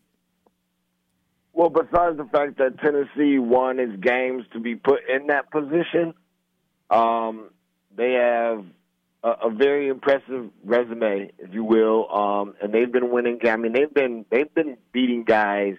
And not just beating guys, they've been beating guys bad. Like a couple weeks ago, and I don't expect, have any high expectations for Georgia with Tom Crean in their first year or anything like that by any stretch of the imagination. But I didn't see Tennessee beating them by 50. Now, I know we're doing radio, and so I can't put up numbers with my fingers. I didn't say 15. I said 50. I don't think Tennessee has the kind of team to where they should beat anybody, especially within conference play, by that margin of points. Does that say something about Georgia or Tennessee? Probably a little bit of both. I don't think that Georgia will shoot that bad from 3 ever again, where they made only 1 shot out of 20. They shot 5% from 3. So that obviously was really bad. And Tennessee obviously looked really good and probably wasn't missing shots. But when you look at the box score, the guys on this team shares the ball. All the guys are scoring. And they don't have any notables in terms of guys like, 5-star recruits or anything like that. And I think that's what separates them. And you look at some of the best teams in the country, and I know you just asked me about Tennessee, but you look at some of the best teams in the country, and they're teams that don't have all this amazing talent. You look at Tennessee, no 5-star players in the country. You look at Duke. I'm sorry, excuse me. What was I thinking? You look at Virginia. No 5-star players in the country. You look at Michigan, who's also undefeated, just like Virginia. No 5-star players around the country. So, and then you look at who's winning these national championships, and they're not necessarily teams that are loaded with 5-star talent. Villanova won 2 out of the last 3 years. I don't think they had any 5-star talent on that team, with the exception of the point guard Brunson that they lost last year. Like, when you realistically looking at this thing, man, it's making for a very interesting March Madness to come, and something that's going to be very unpredictable. But as good as Tennessee is, I think that it's Elite 8 or bust for them. This will be an extremely, extremely disappointing season if Tennessee doesn't make the Elite 8, and I don't trust Rick Barnes enough to get them to Minnesota, where's the location of this year's Final Four. Sorry about that. I know I just went on a whole rant. No, that's what we want. That's what we want. What up, though? This is your boy H.O., man. Obviously, we talked about... what up, though? I know who this is. I heard the troll earlier, but we talked about Villanova, and they won 2 out of 3, and I get it. They lost some unexpected pieces, but they have taken a fall throughout this season trying to kind of get this train back on the track. My question is, do you think by tournament time, will they be one of the most dangerous teams in a tournament that nobody wants to play because of the coaching experience? Because based on the coaching experience, yes. I think one thing that if I am the opposition, I'm more so not as concerned with just that, because of the fact that Jay Wright ain't going out there putting no points on the board.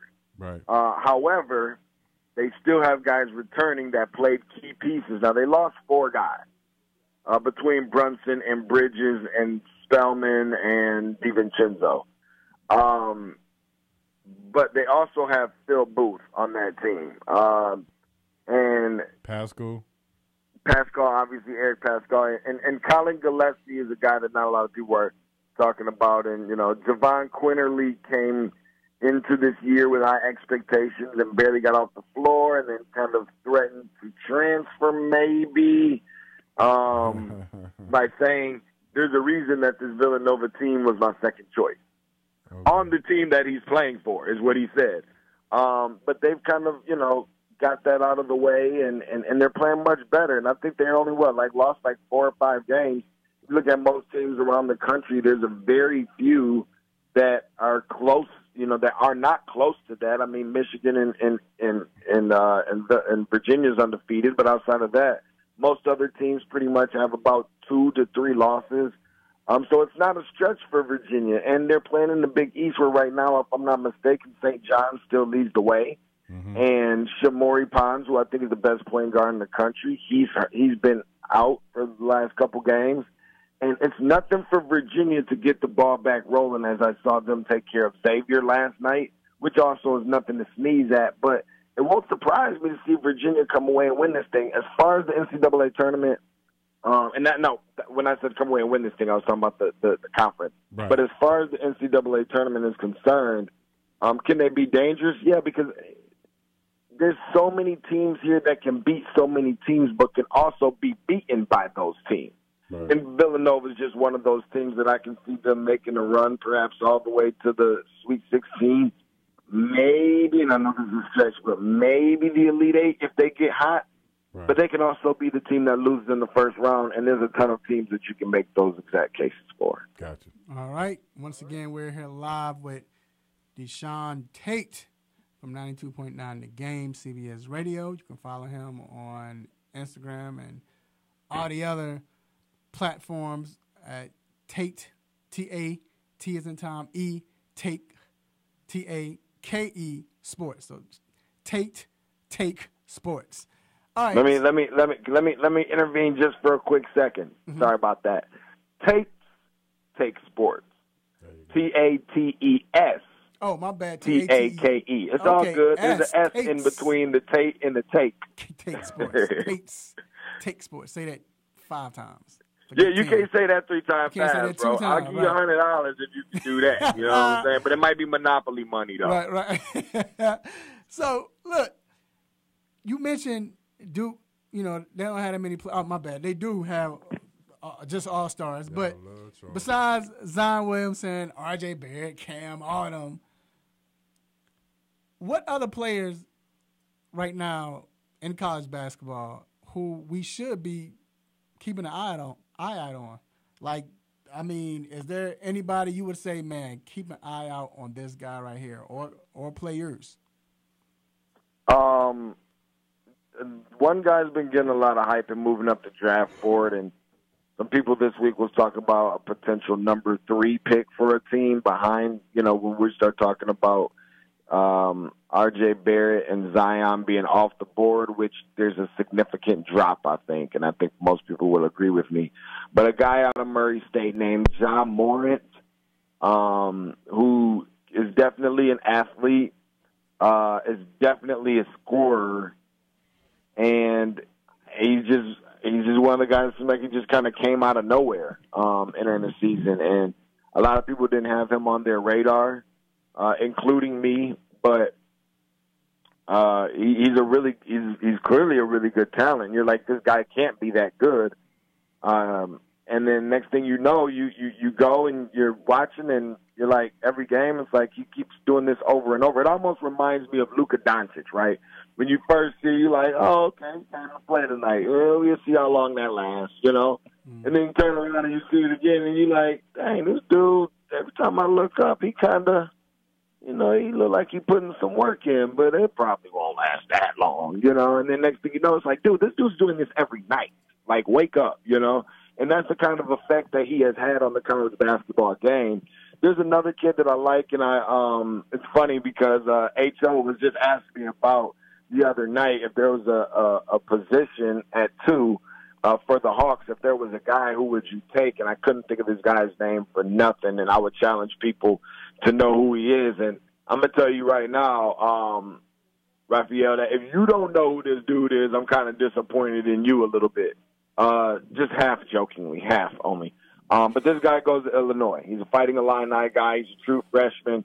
Make sure I'm saying his name correctly, but his name is Ayo Dosunmu is his last name. Ayo Dosunmu.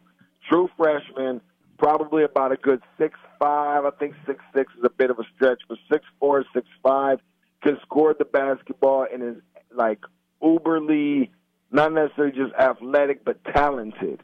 And it's not all projection, like so much, you know, draft picks based on projection. I think he's going to be a really good pro, and I think can he stay an extra year and do 2 years? For sure. I think you could pretty much say that about every guy that's going to be coming out.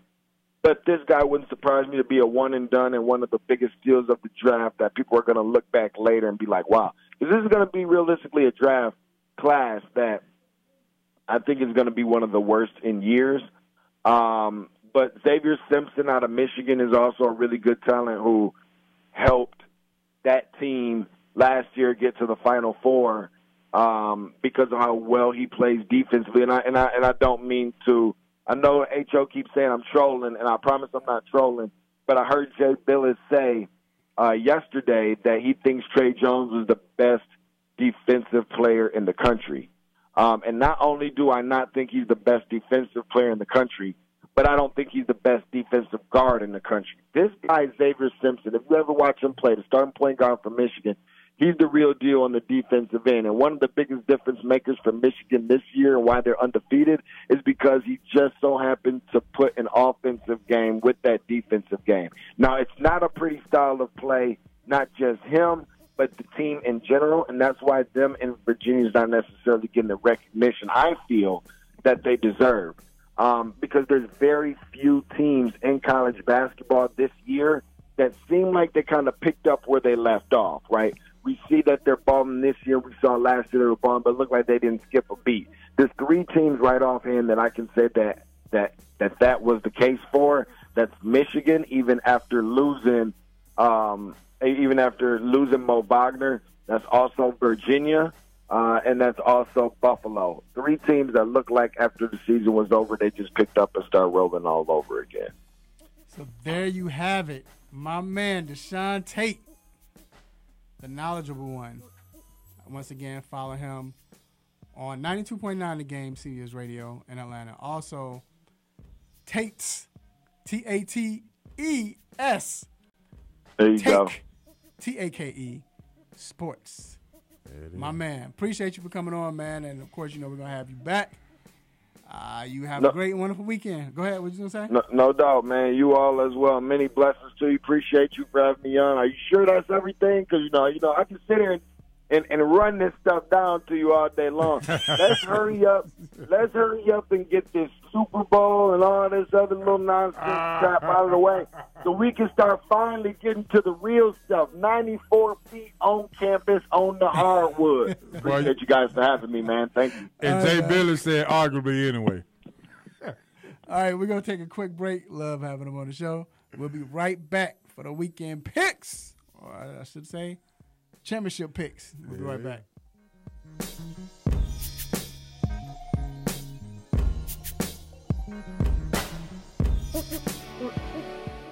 Have a sports injury? Need to see an orthopedic doctor? Ortho Atlanta is one of Metro Atlanta's largest orthopedic and sports medicine practices, providing orthopedic and sports medicine care for the whole family. With 37 physicians and 14 offices, the practice provides the highest level of care for injury of muscles, joints, bones, and spine. Ortho Atlanta offers convenient access to a full range of musculoskeletal surgeons and specialists.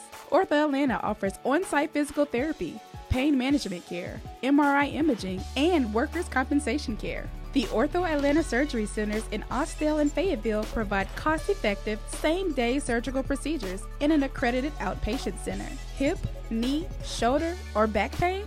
Ortho Atlanta has you covered with specialists in all areas. Same-day appointments, orthopedic care for the whole family. Ortho Atlanta, Atlanta's choice for orthopedic and sports medicine care. Learn more at orthoatlanta.com.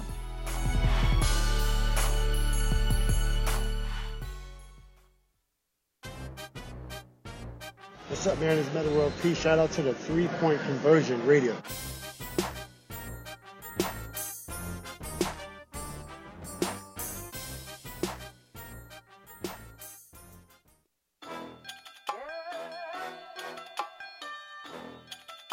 Right, we are back inside the 3-Point Conversion Sports Lounge.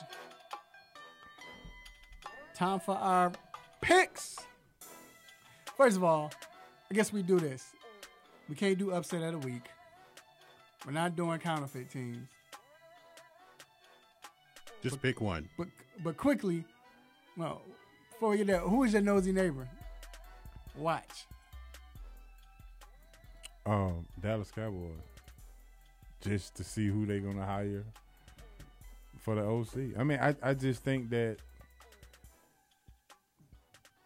casualty or scapegoat is the word that we've been using.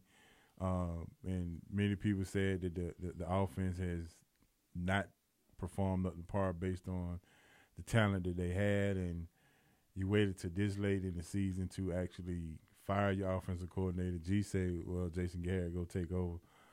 Well, that's not a popular decision either. So I'm watching to see what's next for America's team. You know, I was thinking about watching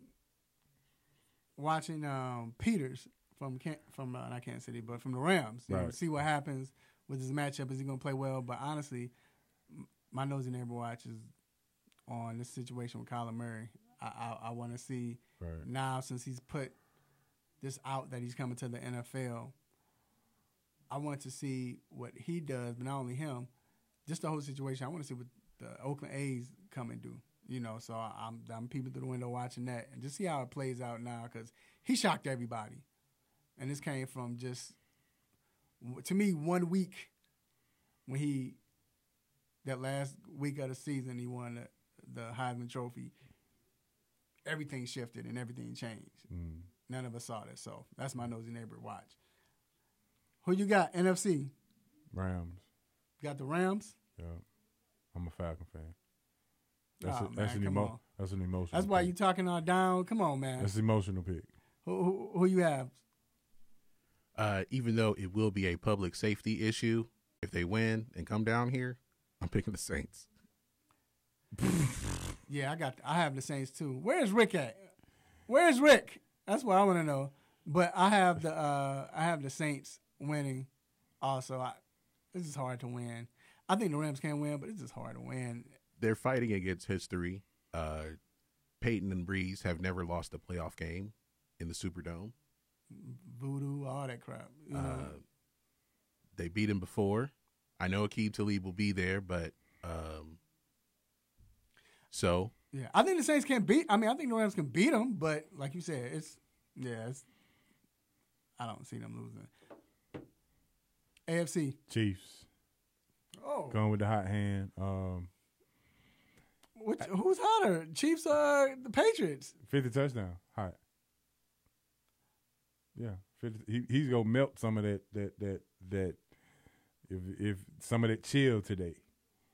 I mean, you know, we keep saying Andy Reid, we keep saying this and that, but like we just said, I mean, he got all the talent. There's no way you got all of the talent. Gronk is a shell of himself. Eric Berry may play, that's an inspiration. And this is your signature moment to get rid of all of the things that we say why we don't trust you in these kind of situations. You have no other excuse at this point, Andy Reid. Not because of that hot hand phrase. Oh, my bad. You don't like that. You know how much I hate that phrase. Yeah. But I'm still going to pick the Chiefs. If Damian Williams can give them anything, if they can run the ball at all, I think the Chiefs are going to win. That's what they'll have to do because of the weather and all that. But what the dynamic that they had with Kareem Hunt, he was able to run the ball too. I think Ware is out as well. So it's going to be on Damian Williams to make at least a play or two. Right. But if that happens, I think the Chiefs win, so I'm going to pick them. I have Patriots. Patriots usually don't lose in championship games, especially as of late. And I think they're about to throw a knuckleball. I think the first game they played, it was kind of like, let's just see what this young kid could do. Now, they have lost 3 AFC championships when they play on the road. True. But right. all 3 of those times were to Peyton Manning. Right. So I think Belichick can throw that knuckleball. And I think since he's played him already, he's ready to throw this knuckleball curve or sinker or what have you. And I think that the key is, we talk about a high hand, but can Kansas City stop the Patriots? And I think it comes down to that. If they can't stop them, they can't beat them. And they didn't stop them last time. They can't beat them. All right. We're going to go to G with our over and under. You know how you just have that good feeling for a pick? Do I feel lucky? Yeah, that's this segment. It's time for Over Under with D Intellectual and Mr. Controversy, only on the 3-Point Conversion. All right, so for this conference championship edition of Over and Under, we'll look at some prop bets that you may want to put some fruit cups on. That's an SRT term, fruit cups. But we'll keep it very simple here. Who do you think will have the most passing yards in the conference championships? And you know who the quarterbacks are. So who do you think will have the most passing yards? I'm going with Tom Brady. I'll go with Breeze. All right. Let's go to the next one here. Who do you think will have the most rushing yards? This will be Todd Gurley, Sony Michel, Damian Williams, or Alvin Kamara. Out of them four, I would have went with C.J. Anderson, to be honest. But out of those four, maybe Damian Williams. I'm not even going out of those four. I don't think you mentioned him, but I'm going. His name Mark Ingram. I'm going Ingram's name slipped my mind. I'm going Ingram. Just you can run on the Rams, especially if you're doing a draw, you can run on the Rams up the middle, because they're always pushing up to rush the quarterback. So I'm going Mark Ingram. All right. And the last one here is how many interceptions total between the four quarterbacks will be thrown? It has been set at 3. Total interceptions by all four quarterbacks. I'm going under. You don't think that combined they're not going to throw 3 or more? Mm-mm. The weather's supposed to be cold. It will be 6 interceptions or more. That's just in the AFC. Breeze going to throw a pick. Mm-hmm. Breeze going to throw a pick. Marcus Peters getting him a pick or 2 in this game. He sucks. And Goff going to throw a pick. I don't know about Brady, but what's name's going to throw a pick or 2? Yeah, I say 6. I think it's going to be more than 3. Really? Combined? For all four quarterbacks? Yeah. I mean, it's playoff time. Ain't nobody. Breeze going to throw a pick.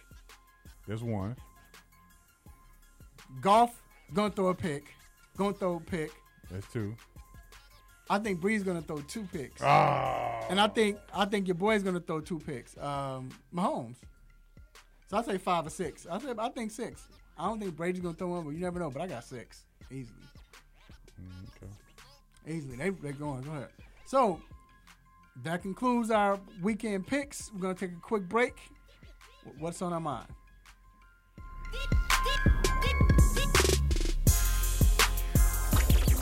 What's good, family?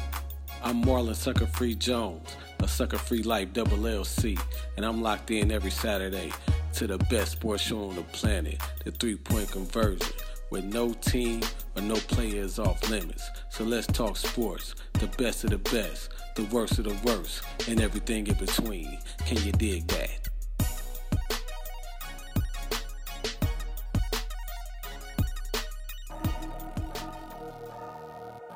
It's time to get in the mind of Mr. Controversy and the Intellectual with What's on My Mind.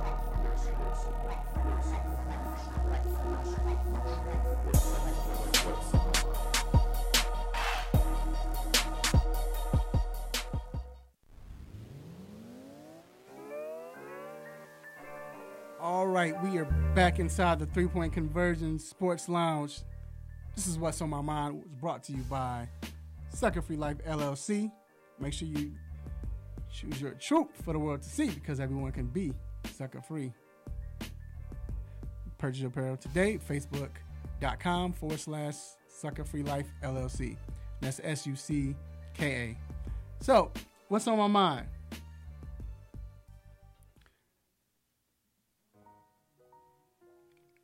Honestly, it's so much going on in sports.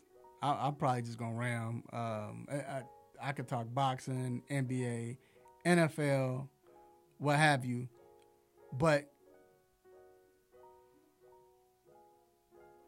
I'm gonna do this just because we filming. I didn't have this on film last time. I keep bringing it up. I had a discussion on Facebook, and no respect to anyone, just talking, and he was like, man, you know what? I guess we got done watching. I think Toronto was playing. He was like, man, I'm not going to lie. Kawhi Leonard is the best two-way player out there, like, for sure. The best two-way player.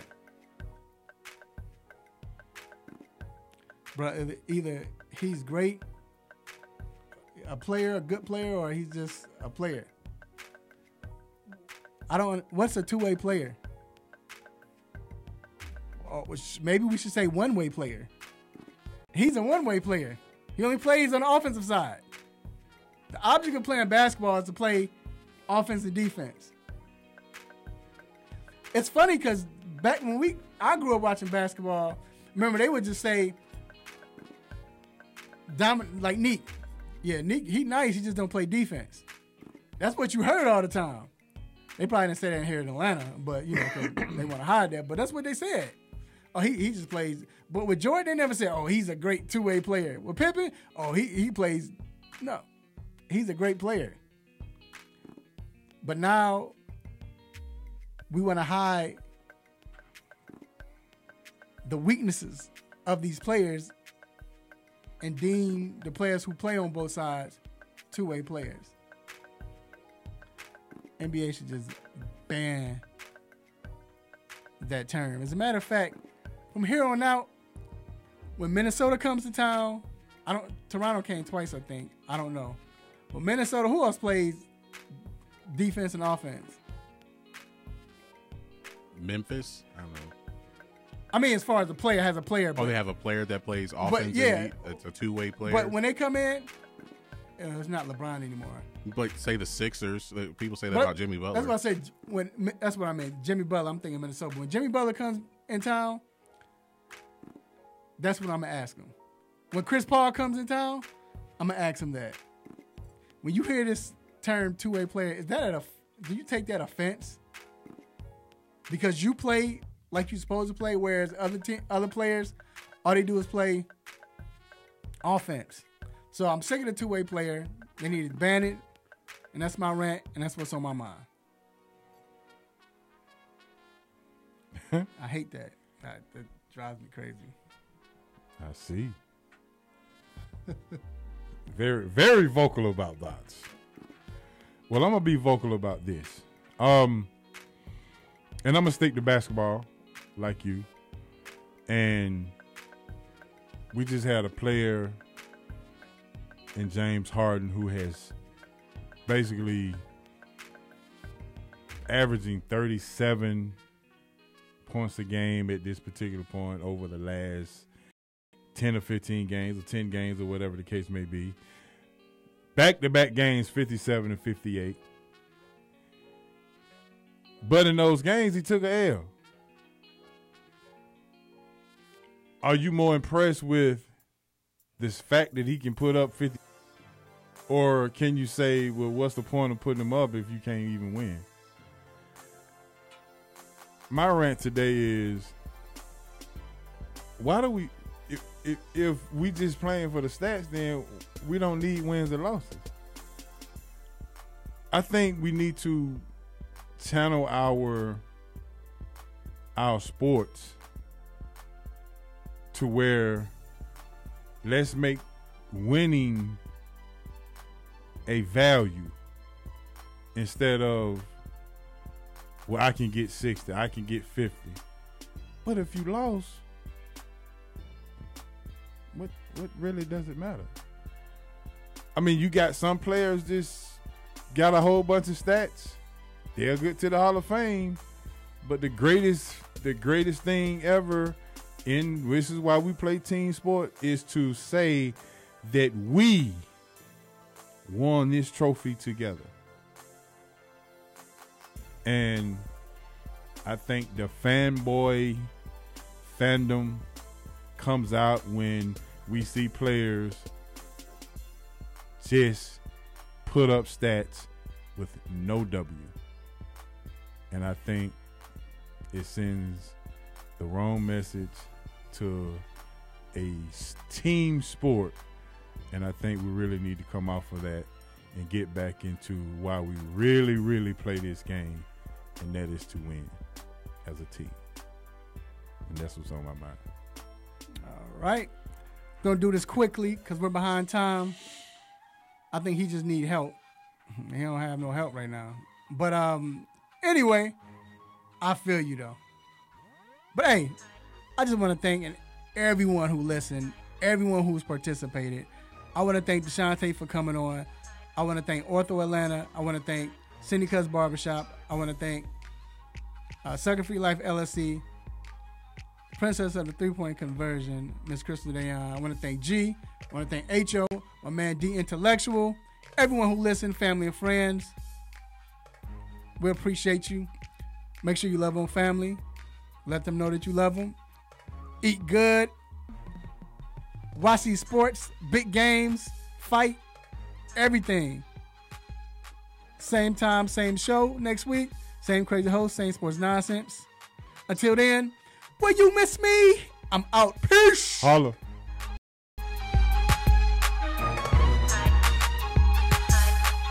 You just got done listening to the 3-Point Conversion Sports Lounge. Be sure to follow us on our Instagram, Twitter, and Facebook accounts at the 3-Point Conversion. And also make sure you check out our website, the3pointconversion.com. Be sure to follow us live and listen every Saturday morning at 10 a.m. Eastern.